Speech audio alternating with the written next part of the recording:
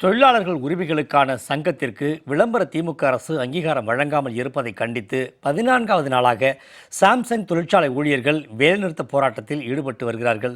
இதுகுறித்து நமது செய்தியாளர் நித்யானந்தம் வழங்கும் கூடுதல் தகவல்களை தற்போது கேட்கலாம். நித்யானந்தம், ஒரு முக்கியமான விஷயம் என்னென்ன அப்படின்னா, காஞ்சிபுரம் மாவட்டம் சுங்குவார் சத்திரத்தில் இருக்கக்கூடிய சாம்சங் நிறுவனத்தில் 14வது நாளாக ஊழியர்களுடைய போராட்டம் போய்கிட்டு இருக்கு. அவங்களுடைய முக்கியமான கோரிக்கை பணி நிரந்தரம் என்பதோடு சங்கம் அமைப்பதற்கான ஒரு கோரிக்கை முக்கியமான கோரிக்கையாக இருக்கிறது. அந்த சங்கம் அமைப்பதற்கான கோரிக்கை வைப்பதில் முக்கிய பங்காற்றுவது கம்யூனிஸ்ட் கட்சிகளும் தான். இன்றைய ஆளும் திமுக அரசில் முக்கிய பங்கு வைப்பது கூட்டணியில் இருக்கக்கூடிய திமுக கட்சி. ஆட்சி அதிகாரத்திற்கு திமுக தேவைப்படுகிறது. ஆனால் வெளியில் உள்ள நிறுவனங்களின் தொழிலாளர்களின் கோரிக்கையை ஏற்க திமுக அரசு மறுப்பதாக சொல்கிறார்கள். அது மட்டுமல்ல, தமிழக முதல்வர் வெளிநாடு சென்று அங்கிருந்தெல்லாம் முதலீடுகளை ஈட்டி தமிழகத்தை பெரிய அளவில் கொண்டு வரப்போகிறோம் என்கிற செய்தியெல்லாம் வருகிறது. ஆனால் தமிழகத்தில் செயல்படக்கூடிய ஒரு நிறுவனத்திலே தொழிலாளர்களுடைய போராட்டத்தை காது கொடுத்து கேட்காமல் இருப்பதாக சொல்லப்படுகிறது. தொழிலாளர் துறை அமைச்சர் சி வி கணேசன் அவர்களை சந்தித்து பேசியும் கூட எந்த பிரயோஜனமும் இல்லை என்று சொல்லப்பட்டு இன்று 14வது நாளாக வழங்கப்படுகிறது. அத்தோடு காவல்துறை மிரட்டுவதாகவும் சொல்லப்படுகிறது. கூடுதல் விவரங்களை சொல்லுங்க. இந்த உலகமே தொழிலாளர்களால் கட்டமைக்கப்பட்டது என்பார்கள். அந்த வகையில் தொழிலாளர்கள் இல்லை என்றால் இந்த உலகம் இயங்குவதே கிடையாது, இயங்க முடியாது என்பார்கள். அந்த வகையில் சென்னைக்கு அருகாமையில் இருக்கக்கூடிய காஞ்சிபுரம் மாவட்டத்தில் இருக்கக்கூடிய சுங்குவார் சத்திரத்தில் இயங்கக்கூடிய சாம்சங் தொழிலாளருடைய பிரச்சனை என்பது 14 நாட்களை கடந்து இருக்கிறது. இதில் வைக்கக்கூடிய மிக முக்கியமான கோரிக்கை என்பது சாம்சங் இந்தியா தொழிலாளர்கள் சங்கம். இந்த சங்கத்தை அங்கீகரிக்கப்பட வேண்டும். இந்த சங்கத்திற்கான பதிவை அரசு உடனடியாக வழங்க வேண்டும். ஆலை நிர்வாகம் இதை ஒப்புக்கொள்ள வேண்டும். இதை ஒப்புக்கொண்டால் தொழிலாளர்களுடைய ஒவ்வொரு பிரச்சனைக்காக இதில் தீர்வு காண முடியும் என்பதுதான் தொழிலாளருடைய மிக முக்கியமான கோரிக்கையாக இருக்கிறது. உலகம் முழுக்க தொழிலாளர்கள் தான் கட்டமைத்திருக்கிறார்கள். ஒரு சீப்பிலிருந்து பேனாவிலிருந்து அவர்கள் பயன்படுத்தக்கூடிய உடையிலிருந்து அனைத்தும் தொழிலாளர்கள் தான் உருவாக்குகிறார்கள். அந்த தொழிலாளர்களுக்கான மதிப்பு எந்த அளவிற்கு இருக்கிறது என்பதுதான் மிக முக்கியமாக பார்க்க வேண்டியிருக்கிறது. அந்த வகையில் இந்த சாம்சங் தொழிலாளருடைய நிலை தற்பொழுது இதுவாகவே இருக்கிறது. அந்த நேரடி காட்சிகளை பார்க்கலாம். உலகம் முழுக்க தொழிலாளருடைய அந்த உழைப்பு தான் இந்த பூமியை கட்டமைத்திருக்கிறது. இந்த பூமியில் இருக்கக்கூடிய ஒவ்வொரு நகர்வுகளும் இருந்து கொண்டிருக்கக்கூடிய சூழ்நிலையில் இந்த தொழிலாளருடைய நிலை என்பது இதுவாக இருக்கிறது. ஒவ்வொருவருடைய குடும்பமும் ஒவ்வொரு கனவுகளோடு கடந்து இருக்கிறது. இவர்கள் வேலை பார்த்து இவர்களுடைய ஊதியத்தில் தான் இவர்களுடைய குடும்பம் நடந்து கொண்டிருக்கிறது. ஆனால் இவர்கள் கடந்த 14 நாட்களாக போராட்டத்தில் களத்தில் இருந்து கொண்டிருக்கிறார்கள், ஊதியம் இல்லாமல் இருந்து கொண்டிருக்கிறார்கள். இதற்கெல்லாம் சாம்சங் நிர்வாகம் உடனடியாக தீர்வு காண வேண்டும். அரசு இதில் தலையிட வேண்டும். அதாவது இவர்கள் வைக்கக்கூடிய மிக முக்கியமான அந்த 2 கோரிக்கைகள் என்பது இவர்களுடைய தொழிற்சங்கத்தை அங்கீகரிக்க வேண்டும், 8 மணி நேர வேலையை உறுதி செய்ய வேண்டும், ஊதிய உயர்வு, போனஸ் உள்ளிட்ட பேச்சுவார்த்தைகளுக்கு தயாராக இருக்க வேண்டும் என்பதுதான் மிக முக்கியமான கோரிக்கை. இதில் அரசாங்கம் என்ன செய்கிறது என்ற ஒரு கேள்விதான் இருக்கிறது. என்றால் ஒரு அரசு இயந்திரம் இயங்கும் பொழுது இந்த தொழிலாளர்களுடைய பிரச்சனைகளை மிக முக்கியமாக கையில் எடுக்க வேண்டும். ஒரு தொழிலாளியால் தான் ஒரு நிர்வாகத்தை இயக்க முடியும். அந்த நிர்வாகம் இருந்தால் தான் தொழிலாளி இருக்க முடியும் என்பார்கள். அந்த வகையில் இந்த தொழிலாளர்கள் தான் இங்கு சென்னை மட்டுமல்லாமல் உலகம் முழுக்க இருக்கக்கூடிய பல பிரிட்ஜுகள், ஏசி, வாஷிங் மிஷின் உள்ளிட்டவைகளை தயார் செய்து உற்பத்தி செய்து அனுப்பிய தொழிலாளர்கள் தான் இந்த போராட்ட களத்தில் இருக்கிறார்கள். இவர்களுடைய வாழ்வாதாரம் தற்பொழுது கேள்விக்குறியாக்கப்பட்டிருக்கிறது.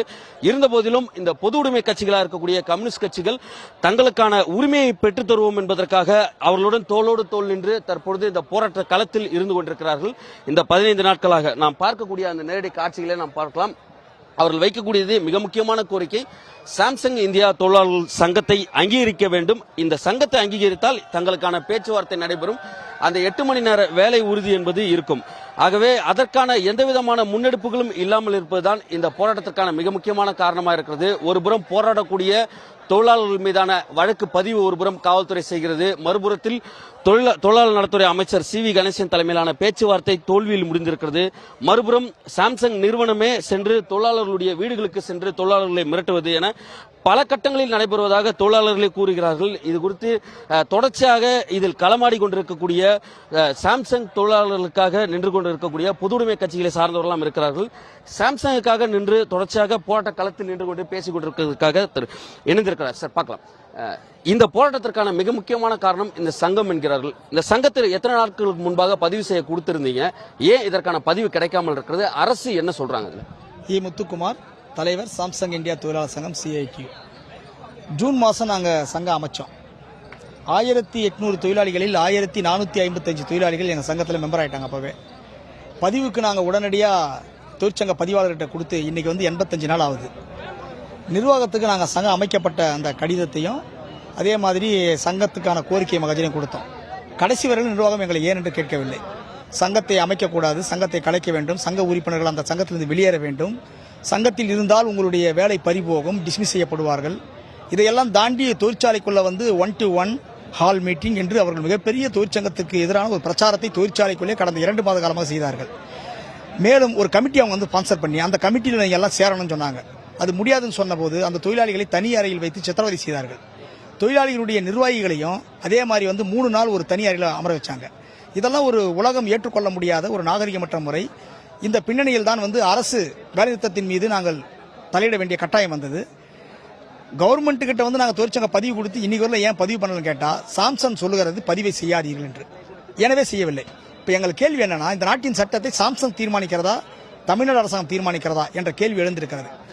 எனவேதான் எந்த ஆட்சேபனையும் 45 நாளுக்கு பிறகு பதிவு கொடுத்த பிறகு இல்லை என்றால் பதிவு செய்து கொடுத்து விட வேண்டும். இதுதான் தொழிற்சங்க பதிவு சட்டம் சொல்லக்கூடிய அரசின் உத்தரவு. ஏன் தமிழ்நாடு அரசாங்கம் மௌனமாக இருக்கிறது? தொழிலாளர் துறை ஏன் சரணடைந்து விட்டது? இப்போ நாங்கள் ஹைகோர்ட்டில் கேஸ் போட்டிருக்கோம். நாளை மறுநாளில் அந்த வழக்கு வரும். அதில் வந்து எதிரி யாருனாக்கா தமிழ்நாடு அரசாங்கத்தின் தொழிலாளர் துறை, தொழிலாளர்களுடைய செக்ரட்டரி தான். எனவே உரிய முடிவெடுக்க வேண்டும். முதல் தொழிற்சங்கம் பதிவு செய்யப்பட்டது சென்னை மெட்ராஸ் லேபர் யூனியன் தான் 1918. 106 ஆண்டுகளுக்கு பிறகு இன்றைக்கு தமிழ்நாட்டினுடைய இந்த ஆட்சியில் தொழிற்சங்கமே பதிவு செய்ய முடியாது என்பது தொழிற்சங்க சட்டத்திற்கும் இந்த நாட்டினுடைய அரசுக்கும் ஏற்பட்டிருக்கிற ஒரு கருப்பு அத்தியாயமாகும். மேலும் இந்த நாட்டினுடைய சட்டங்களை ஏற்க முடியாது, சங்கம் வைக்கிற உரிமை கிடையாது என்று சாம்சங் சொல்லுகிறது. கமிட்டி சொல்ற மாதிரி கேட்டு போங்கன்னு அரசும் பல நேரத்தில் சொல்றாங்க. 10 நாள் ஆகுது ஸ்ட்ரைக் ஆரம்பிச்சு 15வது நாள்ல 10 நாள் ஆகுது, பேச்சுவார்த்தை நடக்கல. இது வரலாம். ஏன் பேச்சுவார்த்தை நடக்கல? என்ன காரணம்? டே டு டே பேச்சுவார்த்தை நடத்தணும். இவ்வளவு பெரிய ஸ்ட்ரைக் நடக்கிற போது மாறா ஸ்ட்ரைக்கை உடைப்பதற்கு சாம்சங் நிர்வாகம் ஹைகோர்ட் போகுது, டிஸ்ட்ரிக்ட் கோர்ட் போகுது. இந்த காலகட்டத்தில் டிஸ்மிஸ் செய்ய நோட்டீஸ் அனுப்புறாங்க. இதெல்லாம் வந்து சட்டத்துக்கு விரோதமானது என்று ஹைகோர்ட் இவங்க சொல்லக்கூடிய கோரிக்கையை நிராகரித்து விட்டது.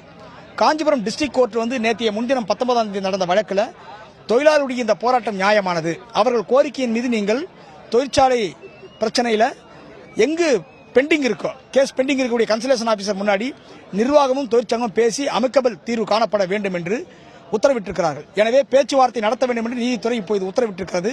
சாம்சங் நிர்வாகம் இதற்கு மேல் தப்பிக்க முடியாது, அரசும் தப்பிக்க முடியாது.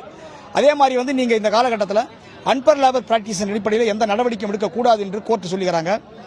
கோர்ட் சொல்லியிருக்கிற உத்தரவு என்பது மிக மிக முக்கியமானது. அதாவது போராட்ட காலத்தில் இருப்பவர்களை டிஸ்மிஸ் செய்வோம், சஸ்பெண்ட் செய்வோம் என்றெல்லாம் மிரட்டல் எல்லாம் நிர்வாகம் விட்டிருக்கிற போது அப்படி செய்ய முடியாது என்று நீதிமன்றத்துடைய உத்தரவு சொல்லியிருக்கிறது. இது வந்து எங்களுக்கு கிடைத்திருக்கிற மிகப்பெரிய வெற்றி. மேலும் தொழிற்சங்கம் பதிவு செய்வதை காலதாமதம் செய்தால் இந்த அரசை எதிர்த்தும் நாங்கள் போராட்டங்களுக்கு செல்ல வேண்டி வரும். தொழிற்சங்கம் அமைப்பது என்பது ஒரு தொழிலாளிக்கு இருக்கக்கூடிய அடிப்படை உரிமை. 14 தொழிலாளர்களுக்கு மேல இருக்கும் பொழுது அங்க தொழிற்சாலை அமைக்கலாம்ன்ற விதிகள்லாம் இருக்கு. இப்படி இருக்கும் பட்சத்தில் ஏன் தமிழக அரசு இதற்கான தாமதம்? சாம்சங்குக்கும் தமிழ்நாடு அரசுக்குமான பேச்சுவார்த்தை வெற்றிகரமா இருக்கிறது, தொழிலாளர்களுக்கும் அரசுக்குமான பேச்சுவார்த்தை தோல்வியில் முடியுது. ஏன் இந்த பாகுபாடும் இந்த வேறுபாடும் ஏன் பாக்குறீங்க? அதாவது அவங்க சொல்லக்கூடிய காரணம் வெளிநாட்டு மூலதனம்லாம் இங்க வருது, இந்த மாதிரி சங்கம் வச்சா போராட்டம் பண்ணா அதில் நின்று போயிடுன்னு உண்மைக்கு மாறான ஒரு பிரச்சாரத்தை அரசே சொல்லுகிறது. அது உண்மை இல்லை என்பது கடந்த 20 ஆண்டு கால வரலாறு. கடந்த அதிமுக ஆட்சி காலத்தில் தான் வந்து நீங்கள் வந்து ஃபோர்டு தொழிற்சாலை வந்தது. அந்த ஃபோர்டு தொழிற்சாலை வந்த பிறகு அங்கே சங்கம் வந்தது. நோக்கியா இவர்கள் ஆட்சி காலத்தில் வந்து ஹூண்டாய் வந்தது. அங்கேயும் தொழிற்சங்கம்லாம் வந்தது. எந்த தொழிற்சாலையும் வராமல் நிற்கலையே. கடந்த 20 ஆண்டு காலில் இப்போது தமிழ்நாட்டில் 30,000 தொழிற்சாலைகள் உருவாகி இருக்கின்றன.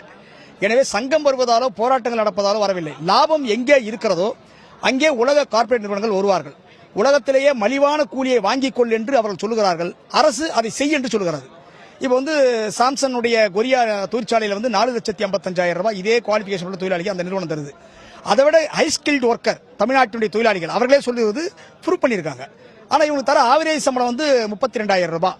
இது மாதிரியான ஒரு அத்துக்கூலிகளை 15,000 ரூபாய் கான்ட்ராக்ட் லேபர், இதுக்கு தான் வந்து சங்கம் வரக்கூடாதுன்னு இவங்க சொல்றாங்க. அரசும் அதன் பின்னால் நிற்கிறது.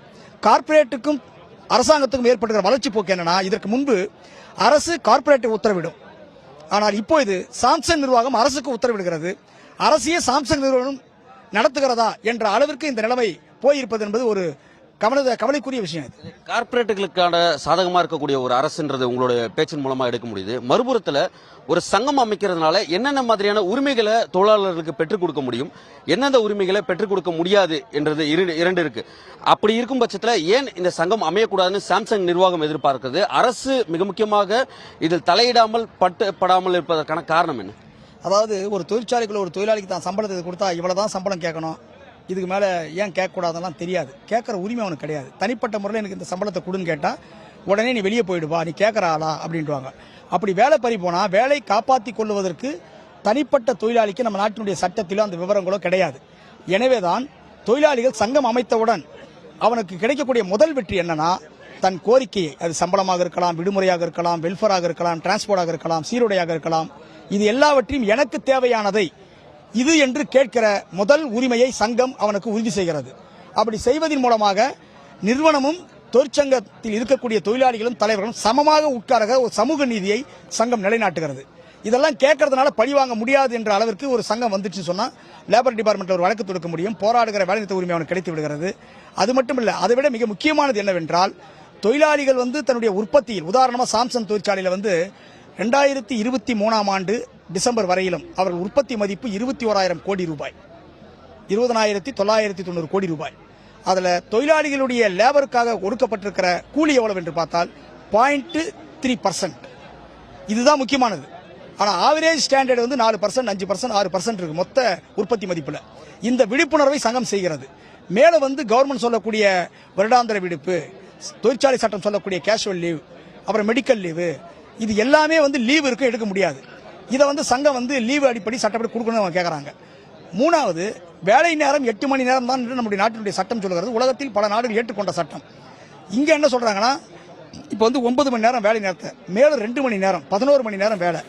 இது ஃபேக்டரி சட்டத்துக்கு எதிரானது. நித்யானந்தம், நீங்க தொடர்ந்து இணைப்புல இருங்க. அடுத்து சிஐடியு தொழிற்சங்கத்தின் மாநில பொதுச்செயலாளர் திரு சவுந்தரராஜன் அவர்களிடம் லாவண்யா இருக்காங்க. லாவண்யா, இந்த நிலவரம் குறித்து சிஐடியு தொழிற்சங்கத்தின் பொதுச்செயலாளர் திரு சவுந்தரராஜன் அவர்கள் என்ன சொல்றாங்க?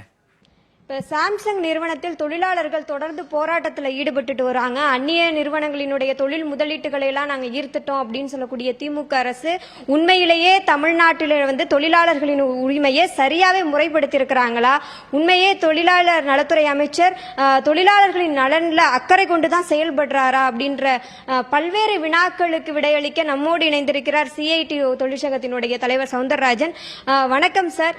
இப்ப தொடர்ந்து போராட்டம் ஒரு உக்கிரமா நடந்துகிட்டு இருக்குன்னு சொல்லலாம். அடிப்படை உரிமைகளுக்காகத்தான் தொழிலாளர்கள் தொடர்ந்து போராட்டத்தில் ஈடுபட்டுட்டு வராங்க. அங்க கிடைக்கக்கூடிய தகவல்கள் உங்களுக்கு என்னவா இருக்கு?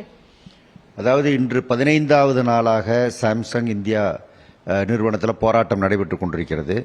85% தொழிலாளர்கள் வெளியே நிற்கிறார்கள்.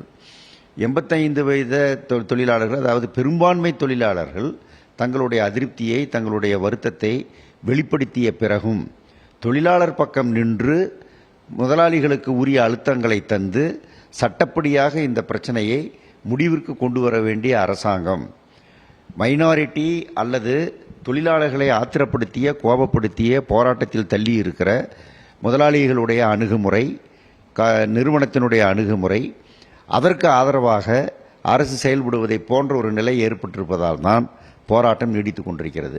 எங்களுடைய கோரிக்கை என்பது சங்கம் அமைக்கிற உரிமை. இதில் யாரும் இல்லை என்று மறுக்க முடியாது. என இந்திய சட்டத்தில் இருக்கிறது. நம்முடைய முதலமைச்சராகட்டும் அல்லது தொழிலாளர் அமைச்சராகட்டும் எல்லோரும் அரசியல் சட்டத்தை பாதுகாப்போம், அரசியல் சட்டத்தை மதித்து நடப்போம் என்று உறுதியேற்றுத்தான் பதவியேற்றிருக்கிறார்கள். அரசியல் சட்ட உரிமையை தொழிலாளி எனக்கு பெற்றுத்தாருங்கள் என்றால் அரசாங்கத்தினுடைய கடமை அது. ஆனால் செய்ய மறுப்பது ஏன் என்று எனக்கு புரியவில்லை. அதேபோல் கூட்டு பேர உரிமை என்பது நம்முடைய சட்டத்தில் இருப்பது. அதையும் இன்றும் அவர்கள் செய்ய மறுக்கிறார்கள்.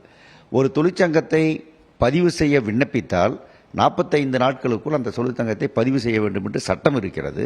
அந்த சட்டப்படியும் இன்றும் பதிவு நடக்கவில்லை. 95 நாட்கள் கடந்து விட்டது. ஏன் இதுவெல்லாம் இருக்கிறது என்கிற ஒரு கேள்வி அரசுக்கு எதிராக எங்களுக்கு இருக்கிறது. அது ஒரு பக்கம். இன்னொரு பக்கம் எங்களுடைய கோரிக்கை என்ன? தொழிற்சங்கத்தை நாங்கள் பதிவு செய்து கொடுங்கள். இந்த தொழிற்சங்கத்தை நிர்வாகம் பெரும்பான்மை இருப்பதால் ஏற்றுக்கொள்ள வேண்டும். இந்த தொழிற்சங்கத்தோடு கோரிக்கைகள் குறித்து பேச வேண்டும். இந்த தொழிற்சங்கத்திற்கு போட்டியாக இன்னொரு சங்கத்தை நிர்வாகம் ஊக்கப்படுத்தவோ அவர்களை உருவாக்கவோ நீங்கள் செய்யக்கூடாது. இப்போது இந்த வேலை நிறுத்தத்தில் ஈடுபடுகிற தொழிலாளிகள் மீது பழிவாங்கல் நடவடிக்கை கூடாது. இதுதான் எங்களுடைய கோரிக்கை. தொழிலாளர் துறை நிர்வாகத்தை அழைத்து இதில் பெரிய தவறு இல்லையே என்று தொழிலாளர் துறை அதிகாரியும் 2 பேச்சுவார்த்தைகளிலே சொல்லிவிட்டார். ஆனால் நிர்வாகம் மறுத்துவிட்டு போய்விட்டது. அவர்கள் இப்போது என்ன சொல்கிறார்கள்? வெளித்தலைமையை ஏற்றுக்கொள்ள மாட்டோம், சிஐடிவை ஏற்றுக்கொள்ள மாட்டோம் என்பது போன்ற காரணங்களை எல்லாம் சொல்லுகிறார்கள். 100 ஆண்டுகளுக்கு மேலாக இந்த கேள்விகள் மீது போராட்டங்கள் நடந்து வெளித்தலைமையை வைத்துக் கொள்ளலாம் என்பது சட்டத்திலேயே இடம்பெற்று இருக்கிறது. சங்கம் அமைத்துக் கொள்ளலாம் என்பதற்கான சட்டமே இருக்கிறது. இத்தனைக்கு பிறகு ஒரு வெளிநாட்டு நிர்வாகம் இப்படி சொல்லுவது என்பதை எப்படி இந்த அரசாங்கம் சகித்துக் கொள்ளுகிறது என்று எங்களுக்கு புரியவில்லை. இதிலே சமரசம் என்று செய்து கொள்வதற்கான சின்ன இடம் கூட கிடையாது. ஏன்னா தொழிற்சங்க உரிமை, கூட்டுப்பெயர உரிமை. இப்போ நான் 100 ரூபா கேட்குறேன், மேனேஜ்மெண்ட் 50 ரூபா கொடுக்குறேன்னு சொல்கிறாங்க.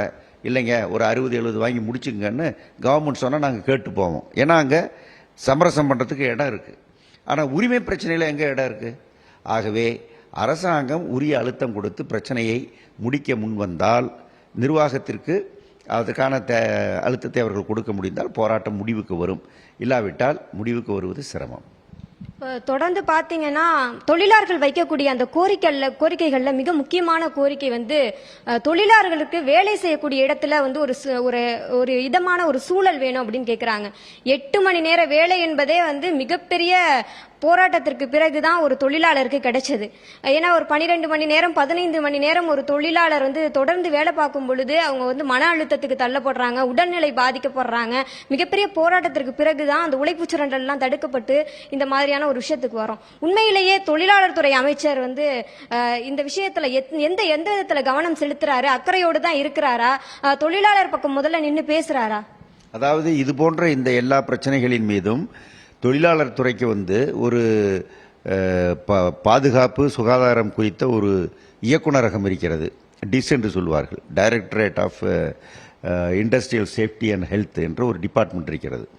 அந்த அதிகாரிகள் தொழிற்சாலைகளுக்கு போய் பார்த்து வேலை நேரம் எப்படி இருக்கிறது, சம்பளம் வழங்கப்படுகிறதா, பணியிடம் எப்படி இருக்கிறது, தொழிலாளர்கள் நிரந்தரப்படுத்தப்பட்டிருக்கிறார்களா, கான்ட்ராக்ட் தொழிலாளிகள் இருக்கிறார்களா, ஒட்டுமொத்தத்தில் சேஃப்டி பாதுகாப்பு எப்படி, இதையெல்லாம் பார்க்க வேண்டும். ஆனால் இப்போதெல்லாம் நம்முடைய அரசாங்கமே சட்டம் இயற்றி நீங்களாக கம்பெனிக்குள் போய் சோதிக்கக்கூடாது, அவர்கள் உங்களை கூப்பிட்டால் நீங்கள் போகலாம், இல்லாவிட்டால் போகக்கூடாது என்பது போன்ற நிபந்தனைகளை எல்லாம் போட்டு அந்த துறையை கிட்டத்தட்ட செயல்பட இயலாமல் செய்திருக்கிறார்கள். இது முதலாளிக்கு ஆதரவான ஒரு நடவடிக்கை. நாங்கள் இந்த பிரச்சனையில் இப்படியெல்லாம் விதிமீறல் நடைபெறுகிறது, நீங்கள் தலையிட்டு தீர்த்து கொடுங்க நாங்கள் சொல்கிறோம். இப்போ அந்த அதிகாரிகள் கம்பெனிகளுக்குள்ளே பார்த்துட்டு ஆமாம் விதிமீறல் இருக்கிறது, ஏன் உன் மீது நடவடிக்கை எடுக்கக்கூடாது என்று முதலாளிகளுக்கு அவர்கள் நோட்டீஸ் கொடுக்கணும். அப்படி நோட்டீஸ் கொடுத்த கம்பெனிகளில் கூட முதலாளிகள் நடவடிக்கை எடுக்கிறது கிடையாது, அதுக்கு மேலே இவங்க ஒன்றும் பண்ணுறதும் கிடையாது. அப்படிப்பட்ட நிலைமைகளும் இருக்கிறது. சார் இப்போ பார்த்தீங்கன்னா தொழிற்சங்கம் அமைக்கிறதுல திமுக அரசு ஆதரவு கொடுக்காம இருக்கிறாங்க. அப்போ அமைக்கிறதுல இவங்களுக்கே அதிருப்தி இருக்கு அப்படின்னு நீங்க நினைக்கிறீங்களா? அதாவது தொழிற்சங்கம் அமைத்தால் அதனால் மூலதனம் வராது என்று இந்த அரசு கருதுகிறது போல தெரிகிறது என்று தான் நான் கருதுகிறேன். இல்லாவிட்டால் தொழிற்சங்கம் என்கிற மிக மிக அடிப்படையான சாதாரண விஷயத்தை பதிவு செய்து கொடுப்பதிலிருந்து நிர்வாகத்திற்கு அவர்கள் கேட்பதில் என்ன தவறு இருக்கிறது, அதை நீங்கள் ஏற்றுக்கொண்டு போக வேண்டாமா என்று சொல்ல வேண்டிய அரசு ஏன் சொல்லாமல் இருக்கிறது என்கிற கேள்வி இருக்கிறது. இரண்டாவது, அரசாங்கம் வெளியிலிருந்து மூலதனம் வருது, தொழில் வருது என்றால் இங்கிருக்கிற தொழிலாளிகளின் உரிமையை காவு கொடுத்து விட்டு அவர்கள் புண்ணியமில்லை. கண்ணை விற்று சித்திரம் வாங்கக்கூடாது என்பதை போல நம்முடைய சொந்த மண்ணின் மக்களுடைய உரிமைகளை, அவர்களுடைய வாழ்வாதாரங்களை எல்லாம் நாம் கொள்ளையடிக்க அனுமதித்து விட்டு ஒரு கம்பெனி வருவதிலே என்ன பெருமை இருக்கிறது? இந்த மண்ணின் சட்டங்களை மதிப்போம் என்று எழுதி கொடுத்து விட்டு தான் மற்ற நாட்டு கம்பெனிகள் வருகின்றன.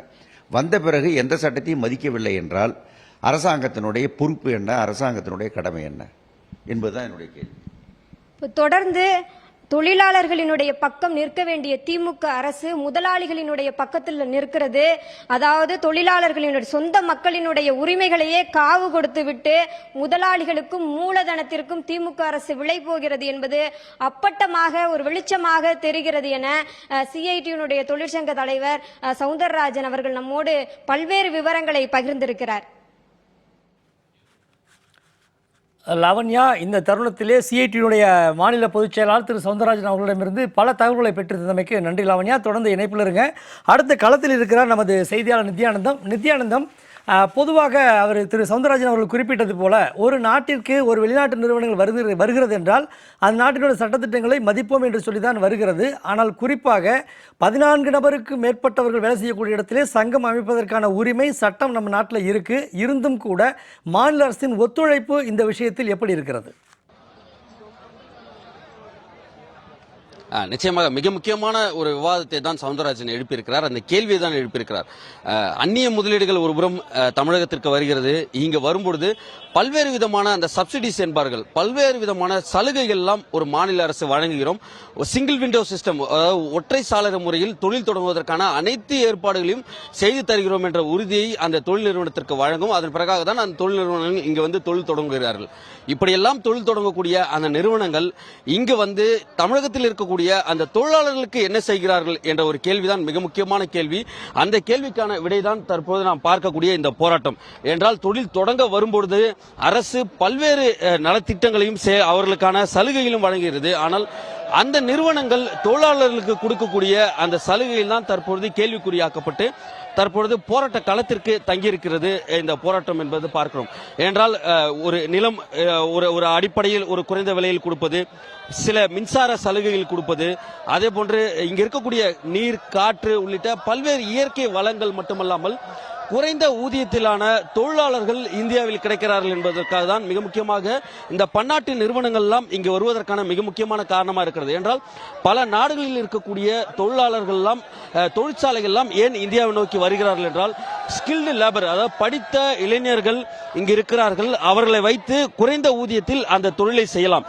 ஒரு தென்கொரிய நாட்டில் இருக்கக்கூடிய ஒரு நிறுவனம், அதே போன்று ஒரு அமெரிக்க நிறுவனம், ஒரு ஆப்பிரிக்க நிறுவனம் உள்ளிட்ட பல நாடுகளை சார்ந்த தொழில் நிறுவனங்கள் எல்லாம் தமிழகத்தையும் இந்தியாவை நோக்கி வருவதற்கான மிக முக்கியமான காரணம் என்பது இங்கு ஸ்கில்டு லேபர் குறைந்த அளவிற்கு, அதாவது படித்த தொழிலாளர்கள் குறைந்த ஊதியத்திற்கு அவர்களுக்கு கிடைக்கிறார்கள். அதே அவர்களுடைய நாடுகளில் பார்க்கும் பொழுது 3 to 5 மடங்கு ஊதியம், ஒரு 30,000 ரூபாய்க்கு ஒரு தொழிலாளி இங்கு பணியாற்றுகிறார் என்றால் அதை அவர்களுடைய நாட்டில் அவர்கள் ஊதியமாக கொடுக்கும் பொழுது நம்ம ஊர் இந்திய பைசாவிற்கு 1.5 லட்சம் ரூபாய் அவர்களுக்கு ஊதியமாக கொடுக்க வேண்டும். அப்படி இந்த பாகுபாடு இருக்கிறது. அவர்களுடைய நாட்டில் 1.5 லட்சம் ரூபாய் ஊதியமாக கொடுக்க வேண்டும். ஆனால் இந்தியாவில் அதே ஒரு தொழிலாளிக்கு 30,000 ரூபாய் கொடுத்தால் போதும். இந்த அளவீட்டில் தான் பல தொழில் நிறுவனங்கள் இங்கு வந்து தொழில் தொடங்குவதற்கான மிக முக்கியமான காரணம். இப்படி தொடங்கும் பொழுது இந்திய தொழிற்சட்டங்களுக்கு உட்பட்டு தான் இந்த அனைத்து விதமான செயல்பாடுகளும் இருக்க வேண்டும் என்பதுதான் இதில் இருக்கக்கூடிய மிக முக்கியமான சாரம்சம். இதை இருக்கக்கூடிய சட்டங்களை பின்பற்றி தான் இந்த தொழில் நிறுவனங்கள் செயல்பட வேண்டும் என்பது இந்திய விதிகளுக்கு உட்பட்டிருக்கிறது. அதே போன்று தொழில் தகராறு சட்டம் என்பார்கள், தொழிலாளர்களுக்கான உரிமை ஒட்டுமொத்தமாக அதில் தான் இருக்கும். அந்த தொழில் தகராறு சட்டம் இருக்க வேண்டும் என்றால் அங்கு தொழிற்சங்கங்கள் இருக்க வேண்டும். அப்படி தொழிற்சங்கங்கள் இருந்தால் மட்டுமே தொழிலாளர்களுக்கான பண பலன்களிலிருந்து அனைத்தும் கிடைக்கும். ஆனால் இங்கே தொழிற்சங்கமே அமைக்க உரிமை இல்லை என்ற ஒரு நிலைப்பாடு தான் மிக முக்கியமாக இருக்கிறது. இப்படி இருக்கும் பட்சத்தில் அரசு உடனடியாக தலையிட்டு அவர்களுக்கான பேச்சுவார்த்தையில் ஈடுபட வேண்டும். ஆனால் அரசு வேடிக்கை பார்த்து கொண்டிருக்கிறது தான் இதில் மிக முக்கியமாக பார்க்க வேண்டிய மிக முக்கியமான கருத்தாகவும் இருக்கிறது. என்றால் ஒரு அரசு என்பது இங்கு இருக்கக்கூடிய தொழிலாளர்களுடைய பிரச்சனையை கையில் எடுக்க வேண்டும். சுமார் 15 நாட்களாக இந்த போராட்டம் நடைபெறும் பொழுது அந்த அரசு தொழிலாளர்களுக்கும் நிறுவனத்திற்குமான அந்த பேச்சுவார்த்தையில் ஈடுபட்டு தொழிற்சங்கத்தை அமைக்க நடவடிக்கை எடுத்திருந்தால் இந்த போராட்டம் என்றோ கைவிடப்பட்டிருக்கும். ஆனால் தொழிற்சங்கம் அமைப்பதற்கே அடிப்படை உரிமை, அதாவது ஒரு தொழிலாளிக்கான அடிப்படை உரிமை அந்த தொழிற்சங்கத்தில் நானும் ஒரு உறுப்பினராக இருக்கிறேன் என்று கூறுவது தொழிற்சங்கம் தான் அடிப்படை. ஆனால் அந்த தொழிற்சங்கத்தில் அமைப்பதற்கான அடிப்படை உரிமையே இல்லை என்றால் அந்த தொழிலாளி எந்த நம்பிக்கையில் அந்த நிறுவனத்தில் பணியாற்றுவார்? தங்களுக்கான ஊதிய உயர்விலிருந்து போனஸில் இருந்து அனைத்தையும் அந்த தொழிற்சங்கம் தான் பேச்சுவார்த்தை நடத்தும். 8 மணி நேர வேலைக்காக உலகம் முழுக்க போராட்டம் நடைபெற்று அந்த 8 மணி நேர வேலையை உறுதி செய்தார்கள். ஆனால் தமிழகத்தில் சென்னைக்கு அருகாமையில் இருக்கக்கூடிய காஞ்சிபுரம் மாவட்டத்தில் 11 மணி நேரம் வேலை, 12 மணி நேர வேலை என்பது இந்த தொழிலாளர்களை வாங்கப்பட்டிருக்கிறார்கள். இதையெல்லாம் கண்டு நடவடிக்கை எடுக்க வேண்டிய தொழிலாளர் நலத்துறை அமைச்சர் எங்கே சென்றார்? அந்த செயலாளர் எங்கே சென்றார்? மாவட்ட நிர்வாகம் எங்கே சென்றது என்ற ஒரு கேள்வி எல்லாம் இருக்கிறது. இது குறித்து மீண்டும் பேசுவதற்காக தோழர் இணைந்திருக்கிறார், கமலகன் கேட்கலாம். 8 மணி நேர வேலையை 12 மணி நேரம் வரை வாங்கி இருக்கிறார்கள். இதற்கெல்லாம் நடவடிக்கை எடுக்க வேண்டிய தொழில்துறை அமைச்சரும் தொழிலாளர் துறை அமைச்சரும் அந்த செயலாளர்களும் இந்த தகவல் தெரியுமா? தெரிஞ்சுதான் இப்படி வேலை வாங்கினாங்களா? ஏன் இந்த ஒரு நிலை தொழிலாளர்களுக்கு? நீண்ட காலமாகவே தொழிலாளர் துறையும் தொழிற்சாலை துறையும் செயலற்று கிடக்கிறது. சட்டவிரோத உற்பத்தியை கண்டுகொள்ளாமல் இருக்கிறார்கள். இங்கே நடக்கிற எல்லா வேலைநிறுத்த போராட்டங்களின் போது இப்போ சாம்சனில் கூட பார்த்தீங்கன்னு சொன்னாக்கா உங்களுக்கு வந்து சட்டவிரோத உற்பத்தி ஈடுபடுறாங்க. தொழிற்சாலை அதிகாரிகள் கண்டுகொள்ள மாட்டார்கள். அதே மாதிரி வந்து தொழிலாளர் பிரச்சனைகளை வந்து தொழிற்சாலையினுடைய பிரச்சனைகளை தொழிலாளர் நலத்துறை இப்போ 10 நாளா பேச்சுவார்த்தையே இல்லை. லேபர் செக்ரட்டரி என்ன சொல்றாருன்னா சாம்சன் என்ன சொல்லுகிறதோ அதைத்தான் அவர் வந்து சொல்றாரு தவிர சட்டம் என்ன சொல்லுகிறது, சட்டத்தின் ஆட்சியை நாங்கள் உறுதி செய்வோம் என்று அவர்கள் வந்து உறுதியாக இந்த பேச்சுவார்த்தையை நடத்தி சட்டத்தினுடைய உரிமைகளை நிலைநாட்டுவதற்கு அரசு செவிமடுக்க மறுக்கிறது, ஒரு சார்பாக மாறி இருக்கிறது. இதுதான் இந்த போராட்டம் நீடிப்பதற்கு அடிப்படை காரணம். எனவே அரசு செய்ய வேண்டிய காரியம் என்பது தொழிலாளர் துறை அது தொழிலாளர்களுக்காக இருக்க வேண்டும். கார்ப்பரேட்டினுடைய அட்வைஸ் போர்டாக சமீப காலமாக மாறி இருக்கிறது. ஓய்வு பெற்ற பல உயர் அதிகாரிகள் இப்ப பகிரங்கமாக நிறுவனங்களுடைய கன்சல்டன்ட்டுக்காக மாறுகிறார்கள். இதெல்லாம் பார்க்கிற போது இந்த தொழிலாளர் துறையை நம்பி எங்களுக்கு என்ன நியாயம் கிடைக்குமா அப்படிங்கிற அளவுக்கு கவலையாகி போச்சு சாம்சன் போராட்டத்தில். எனவே அரசு காலதாமதம் செய்யக்கூடாது என்று, மேலும் காலதாமதம் செய்வது இந்த போராட்டம் நீடிப்பதற்குத்தான் வழிவகுக்கும் என்றும் அரசின் தொழிலாளர் கொள்கை தெளிவாக அறிவிக்கப்பட வேண்டும் என்று நாங்கள் கேட்டுக்கொள்கிறோம். அமைச்சரோட ஒரு பேச்சுவார்த்தை நடைபெற்றது. அப்ப அமைச்சர் என்ன சொன்னார்? ஏன் இந்த தொழிலாளர்களை கண்டுக்காம இருக்காரு? என்னமோ என்ன சொல்றாரு அமைச்சர்? தொழிலாளர் துறை அமைச்சர் எப்படியாவது போராட்டத்தை முடிங்கிறார். எப்படி முடிக்க முடியும்? தொழிலாளியினுடைய சங்கம் வைக்கிற உரிமை, அந்த வைக்கிற கோரிக்கையின் மீது பேசுகிற உரிமை, அது உங்கள் முன்னால் வருகிற போது நாங்கள் பேசி முடிக்கிறோம் என்று அவர்களை சொல்ல சொல்கிறோம். நான் எதிர்க்கவே உட்கார மாட்டேன், கோரிக்கை பத்தி பேச மாட்டேன், சங்கத்து பேரையே நான் ஏத்துக்க மாட்டேன்னு சொன்னா அதுக்கு பின்னாடி தமிழ்நாடு சங்கம் போகுது. இன்னைக்கு வரல லேபர் மினிஸ்டர் வந்து பேச்சுவார்த்தை நடந்ததுன்னு சொல்றாங்க. எங்களோடு பேசிக் கொண்டிருக்கிறாரே தவிர அதிகாரபூர்வமான ஒரு பேச்சுவார்த்தை அமைச்சர் தலைமையில் அறிவிக்கப்பட்டு அது நடக்காமலே போய்விட்டது. காரணம், சாம்சன் விரும்பியபடி முடிவு ஏற்படாது என்பதால் அந்த கூட்டம் ரத்து செய்யப்பட்டது. எனவே தொழிலாளர் துறை இப்போது சாம்சன் கார்ப்பரேட்டினுடைய காலடியில் அது தவம் கிடக்கிறது. நாம் பார்த்திருக்கலாம், மிக முக்கியமான கருத்தை பதிவு செய்திருக்கிறார்கள் தொழிற்சங்கங்களை சார்ந்தவர்கள். ஒரு அரசு மிக முக்கியமாக தொழிலாளர்களுக்கான அந்த பிரச்சனைகளை அணுக வேண்டும். ஆனால் ஒரு துறையே ஒரு தனியார் நிறுவனத்தின் காலடியில் கிடைக்கிறது என்று தொழிற்சங்கத்தினர் கூறுவதுதான் மிக முக்கியமான ஒரு அவல நிலைக்கு தமிழக அரசும் அந்த தொழிலாளர் நலத்துறையும் வந்திருக்கிறது என்பது இதன் மூலமாக பட்டவர்த்தனமாக உண்மையாக வெளிப்பட்டிருக்கிறது. நாம் பார்க்கலாம், தொழிலாளர்கள் ஒட்டுமொத்தமாக ஒருங்கிணைந்து இந்த போராட்ட களத்தில் அமர்ந்திருக்கக்கூடிய அந்த காட்சிகள், நாம் பார்க்கக்கூடிய அந்த காட்சிகளை நம்முடைய ஒளிப்பதிவாளர் லோகேஷ் காண்பிக்கக்கூடிய காட்சிகளை பார்க்கிறோம். தங்களுக்கு எப்படியாவது இந்த ஓரிரு நாட்களிற்குள்ளாக விடிவு பிறக்குமா என்ற அடிப்படையில் தற்பொழுது அமர்ந்திருக்கக்கூடிய அந்த காட்சிகளை பார்க்கிறோம். தங்களுக்கான அடிப்படை பிரச்சனை அந்த தொழிற்சங்கம் அமைப்பது, தங்களுக்கான ஊதிய உயர்வை பற்றி பேசுவது, 8 மணி நேர வேலையை பற்றி பேசுவது, இவை அனைத்துமே இங்க இருக்கக்கூடிய இந்த தொழிற்சங்கங்கள் தான் பேச போகிறார்கள். அதற்கான அடிப்படை ஊதியத்திற்கு கூட, அது அடிப்படை அனுமதியை கூட வழங்க மறுக்கிறது. ஏன் இந்த அரசு என்று கேட்கலாம். தொடர்ச்சியாக இந்த போராட்ட களத்தில் இருந்துட்டு இருக்கீங்க. தொழிலாளர்கள் வைக்கக்கூடிய மிக முக்கியமான கோரிக்கை என்னவா இருக்கு? இந்த 15 நாட்களுக்கு போராட்டமும் இன்னும் வலுக்கிறதுக்கான காரணம் என்ன? அவர்கள் சொல்லக்கூடிய மிக முக்கியமான கோரிக்கை என்ன? தொழிலாளர் வைக்கக்கூடிய மிக முக்கியமான போராட்டம் என்பது அவர்கள் தங்களுக்கான ஒரு சுயமரியாதையும், தாங்கள் இதுவரை இந்த நிர்வாகத்தால் ஒரு கூலி முறையிலும் ஊதிய முறையிலும் அல்லது போனஸ் மற்றும் இதர சலுகை முறையிலும் மிக மிக அவர்கள் பாதிக்கப்பட்டார்கள். இதை அவங்க இனிமேலும் இந்த காலத்துல இப்படி நடக்கக்கூடாது அப்படின்ட்டு ஜூலை 8ஆம் தேதி இவங்க ஒரு பொது பேரவை கூட்டம் நடத்திட்டு அந்த கூட்டத்தின் அடிப்படையில இவங்க ஒரு சங்கத்தை அமைக்கிறாங்க. 1450 தொழிலாளர் சேர்ந்து சங்கத்தை அமைக்கிறாங்க. அந்த சங்கத்தை அமைச்சு இவங்க தங்களுக்கான உரிமைகளை தொழிற்சங்க சட்டம் 1926 படி சட்டம் கொடுத்த உரிமைகளை எங்களுக்கு கொடுக்கணும். அதாவது ஒரு நிறுவனம் ஒரு பொருளை உற்பத்தி செய்யுது அப்படின்னா அந்த பொருளை உற்பத்தி செய்யப்ப அந்த பொருளுக்கான மூலப்பொருட்கள் ஒவ்வொரு பொருளையும் வாங்குறது என்ன விலை அப்படிங்கறத அந்த நிறுவனத்தால தீர்மானிக்க முடியாது. இது சந்தையில என்ன விலையில கிடைக்குதோ அதை அவங்க அப்படியே வாங்குறாங்க. ஆனா இந்த தொழிலாளரோட கூலி மட்டும் என்ன தரணும் அப்படிங்கறத நிறுவனங்கள் தான் முடிவு பண்ணுது.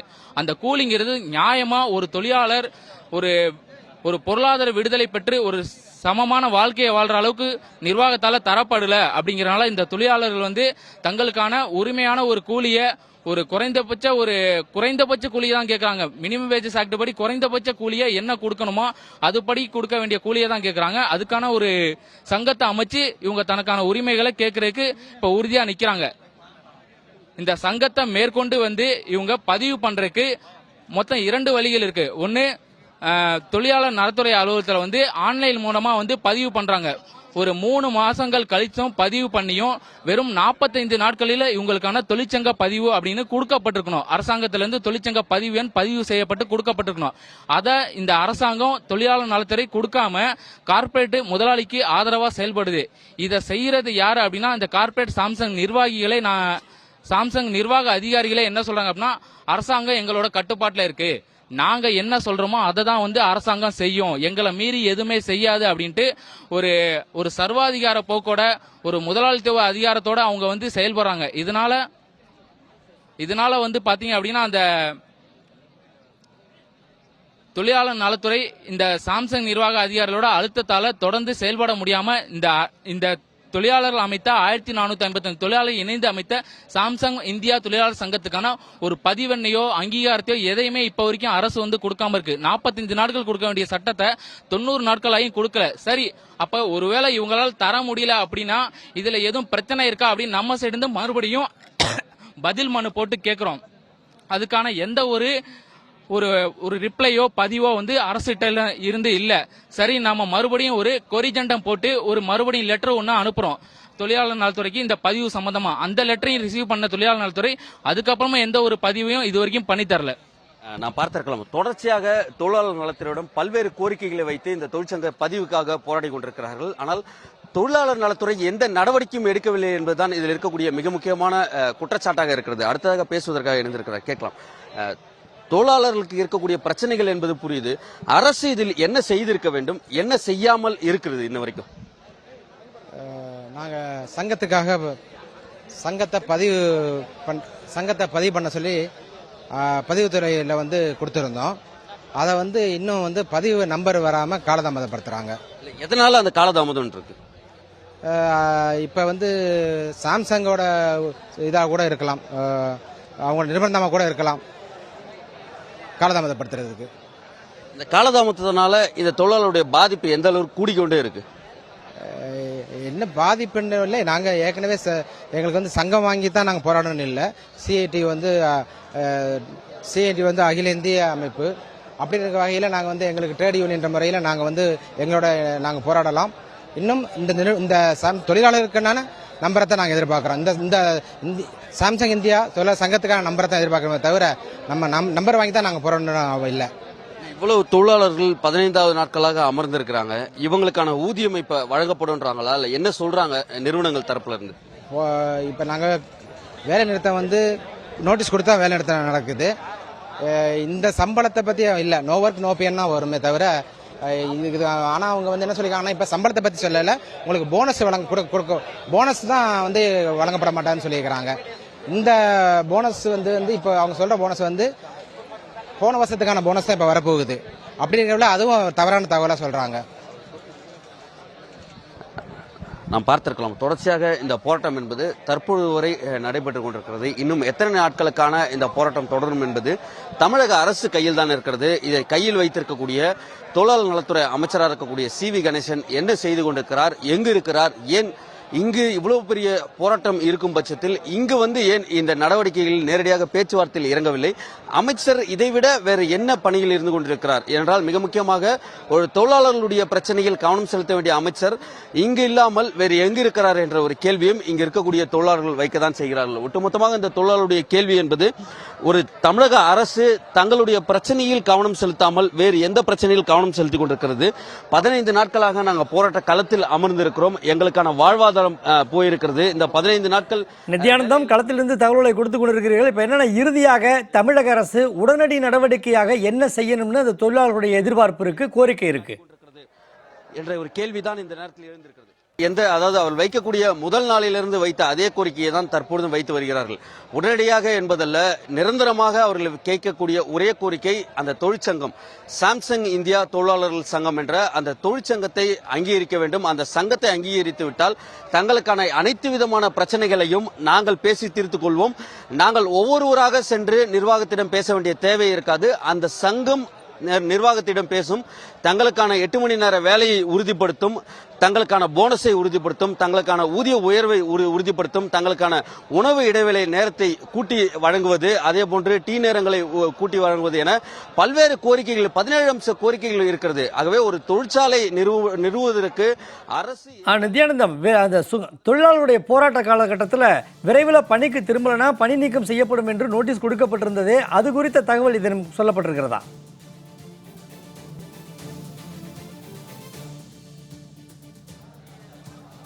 நிச்சயமாக அந்த 4 நாட்களுக்குள்ளாக திரும்ப மீண்டும் சாம்சங் நிறுவனத்திற்குள்ளாக பணிக்கு வராவிட்டால் பணி நீக்கம் ஏன் செய்யக்கூடாது என்ற ஒரு நோட்டீஸை இமெயில் மூலமாக அந்த தொழிலாளர்களுக்கு அனுப்பியிருந்தது சாம்சங் நிர்வாகம்.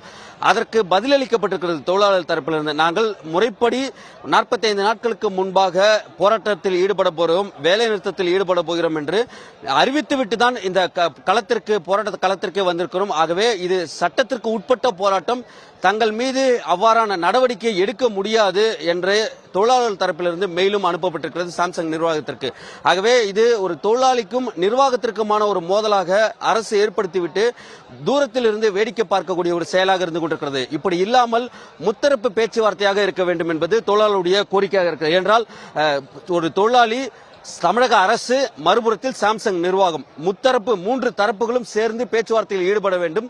3 தரப்பும் பேச்சுவார்த்தையில் ஈடுபட்டு ஒரு குறைந்தபட்ச ஒரு நீதி கிடைப்பதற்கான நடவடிக்கையை தமிழக அரசு எடுக்க வேண்டும். ஆனால் அவ்வாறெல்லாம் எடுக்காமல் காலதாமதம் செய்திருப்பதன் காரணமாக இந்த தொழிலாளர்களை பணி நீக்கம் செய்துவிடலாம் என்ற அளவிற்கு ஒரு நிறுவனம் வருகிறது என்றால் தமிழக அரசு தொழிலாளர்களை கைவிட்டிருக்கிறது என்பதுதான் இதிலிருந்து பார்க்க வேண்டியிருக்கிறது. என்றால் ஒரு நிர்வாகம் என்பது தொழிலாளியை பணி நீக்கம் ஏன் செய்யக்கூடாது என்று ஒரு கேள்வி எழுப்புகிறது என்றால் அரசு நிர்வாகத்திற்கு ஆதரவாக இருக்கிறது என்று அப்பட்டமாக வெளியே தெரியக்கூடிய ஒரு செயலாக தான் நாம் பார்க்க வேண்டியிருக்கிறது.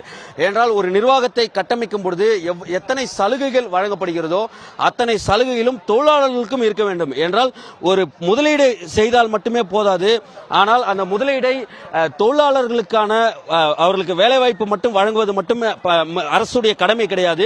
அவர்களுக்கான அனைத்து பிரச்சனைகளையும் முன்னின்று அந்த பிரச்சனைகளை தீர்ப்பது, அவர்களுக்கான ஊதிய உயர்வுகளை வாங்கி கொடுப்பது.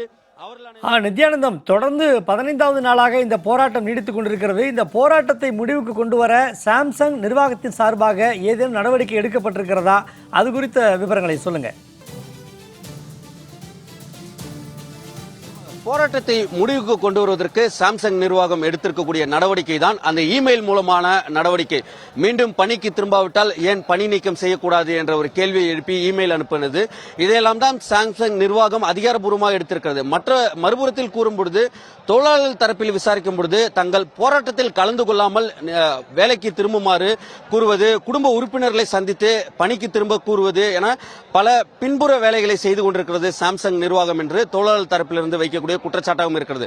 அதே நேரத்தில் இந்த தொழிலாளர்கள் தற்பொழுது போராட்ட களத்தில் இருக்கக்கூடிய 500க்கும் மேற்பட்ட தொழிலாளர்கள் குடும்பத்தோடு போராட்டத்தில் ஈடுபட ஒரு திட்டமிட்டிருந்தார்கள். அதுவும் ஒத்திவைக்கப்பட்டிருக்கிறது. என்றால் ஒரு தொழிலாளிக்கு பின்னால் 5 நபர்கள் இருப்பார்கள். அப்படி பார்க்கும்பொழுது தற்பொழுது களத்தில் 500 தொழிலாளர்கள் இருக்கிறார்கள்.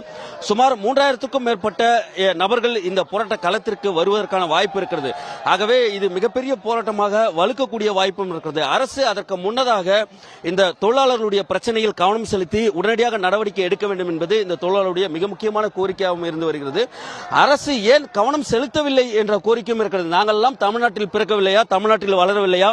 தமிழ்நாட்டில் தானே பணியாற்றிக் கொண்டிருக்கிறோம். எங்களுக்கான அரசு இல்லையா? நாங்கள் எல்லாம் வாக்களிக்கவில்லையா என்ற ஒரு கேள்வியெல்லாம் தொழிலாளர் தரப்பில் வைக்கத்தான் படுகிறது. என்றால் தமிழ்நாட்டில் இருக்க ஒரு தொழில் தொடங்க பல நிறுவனங்கள் வரும்பொழுது தங்களுடைய மாநிலத்தை சார்ந்த தொழிலாளர்களுக்கு ஆதரவாக தமிழக அரசு தான் இருக்க வேண்டும். ஏன் தமிழக அரசு தங்களை கைவிடுகிறது என்ற ஒரு கேள்வியும் தொழிலாளர் தரப்பிலிருந்து வைக்கத்தான் செய்கிறார்கள். சாம்சங் நிறுவன தொழிலாளர்களின் போராட்டம் குறித்து போராட்ட களத்தில் இருந்து பல விவரங்களை வழங்கியமைக்கு நன்றி நித்யானந்தம்.